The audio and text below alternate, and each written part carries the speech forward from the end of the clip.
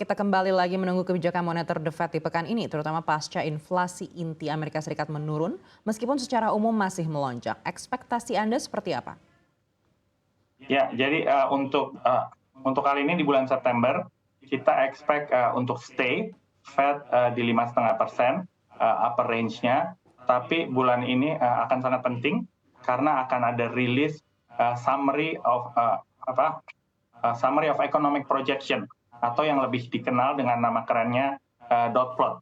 Nah, ini akan menunjukkan ekspektasi dari para pembuat kebijakan Amerika Serikat yaitu The Fed. Baik Pak Enrico, sebelum rilis inflasi sempat disampaikan oleh Gubernur Bank Indonesia Peri Warjio, ada potensi The Fed ini masih akan menaikkan hingga 6%. Bahkan hingga 2024 inflasinya ini juga diproyeksi mungkin belum mencapai target 2%. Anda setuju? Ya, betul. Kami sangat setuju bahwa memang di sini adanya stubbornness atau stickiness dari inflasi. Jadi memang bukan tidak mungkin The Fed akan menaikkan 2 kali lagi yaitu November dan Desember, tapi itu bukan prediksi kami. Kami melihat bahwa sudah selesai kenaikan suku bunga The Fed, tapi memang diperlukan waktu karena adanya lagged effect atau efek yang sedikit terlambat karena pada saat keadaan moneter diketatkan, kenaikan suku bunga ini butuh waktu antara 9 bulan sampai 4 kuartal ya untuk melihat dampaknya terhadap penurunan inflasi. Nah, di sini resikonya adalah apakah Amerika Serikat akan masuk ke jurang resesi atau yang dikenal dengan nama hard landing, atau nanti Amerika Serikat bisa mengalami suatu soft landing yang notabene lebih baik untuk pasar global maupun Indonesia. Artinya kalau memang Fed Fund Rate ini mencapai 6% di bulan Desember nanti, apakah di sepanjang 2024 ini belum ada potensi The Fed ini untuk bisa memangkas suku bunganya karena harus menunggu 9 bulan atau 4 kuartal seperti yang tadi Anda sampaikan? Ya, betul, itu ada kemungkinan, tapi kalau kita melihat justru di sini kan mungkin titik puncaknya itu sebenarnya sedikit lewat di paruh ke-1. Jadi paling tidak kalau kita melihat awal puncak dari pengetatan moneter itu di sekitar bulan Juli atau Agustus, maka kurang lebih kita menilai pada bulan Juni atau Juli tahun depan ini sangat mungkin sekali dampak dari pengetatan moneter Amerika Serikat sudah memadai dampaknya sehingga resiko perlambatan ini menuju naiknya resiko resesi. Sehingga menurut kami kita tetap memprediksi adanya pemangkasan suku bunga The Fed mulai semester 2 itu di tahun depan. Baik, lalu seperti apa jika ada potensi terjadi resesi di bulan Juli tahun depan namun target inflasi belum mencapai 2%? Ya, jadi ini yang kita kenal dengan nama hard landing. Jadi memang di sini yang terjadi resiko adalah mungkin nanti The Fed harus secara abrupt atau tiba-tiba itu menurunkan cukup cepat. Tapi kita lihat faktor resiko lainnya.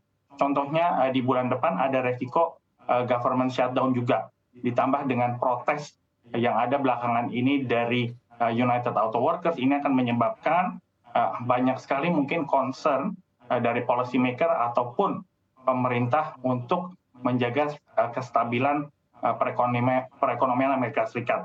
Kita juga harus ingat bahwa Amerika Serikat juga akan memasuki era pemilihan umum di tahun depan.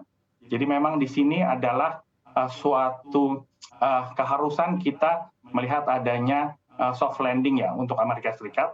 Tapi apabila mungkin nanti inflasi ini masih stubborn, memang kita melihat bahwa message The Fed akan tetap higher for longer.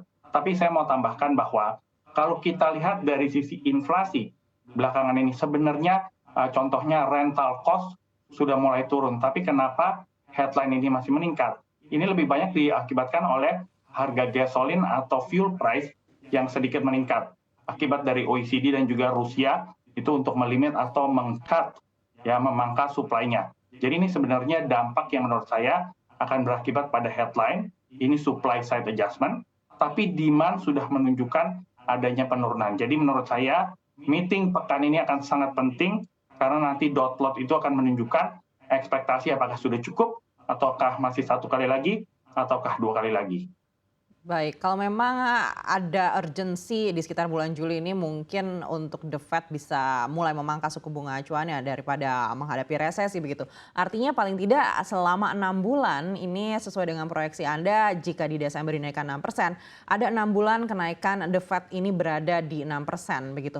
Lalu bagaimana dengan Bank Indonesia? Apakah di 6 bulan ini Bank Indonesia juga harus menaikkan suku bunganya agar lebih kompetitif dengan The Fed atau masih ada peluang bagi Bank Indonesia untuk mempertahankan? Ya, kalau menurut saya Indonesia mengalami suatu dinamika yang berbeda. Jadi kalau kita lihat memang pada saat ini di angka suku bunga BI rate yang ada di 5,75, ini menurut saya tetap memadai untuk tidak dinaikkan lebih lanjut. Kenapa? Karena posisi current account kita masih cukup berada di tingkat surplus. Saya juga mau memperkenalkan konsep yang dinamakan basic balance, yaitu adanya net FDI yang surplus ditambah dengan current account yang surplus. Nah, kalau hal ini berada di posisi surplus, ini seharusnya memberikan jangkar yang baik terhadap rupiah.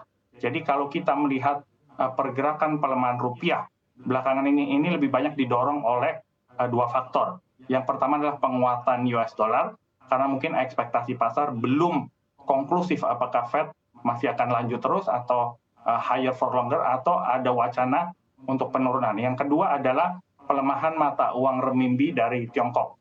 Ini karena juga mungkin perekonomian mereka melemah. Jadi notabene pelemahan yang kita lihat pada saat ini termasuk di dalam lebih banyak didrive oleh faktor eksternal. Tapi meskipun demikian, kita melihat mata uang rupiah secara year to date itu masih leading terhadap US dollar dibandingkan mata uang negara-negara lainnya. Nah, jadi kembali lagi kepada konsep yang saya berikan tadi, selama net FDI ditambah current account Indonesia itu masih surplus, kondisi basic balance kita terbilang cukup healthy, menurut saya Bank Indonesia belum perlu untuk menaikkan suku bunga mereka untuk memperlebar yield differential. Karena toh kita melihat mungkin inflow itu masih cukup healthy, dan yang terakhir Mbak Aneka adalah secara impor kita masih cukup lemah. Nah, ini juga konsisten bahwa Indonesia mencatat trade balance yang surplus selama 40 bulan berturut-turut lebih banyak dikarenakan oleh turunnya impor lebih banyak daripada ekspektasi.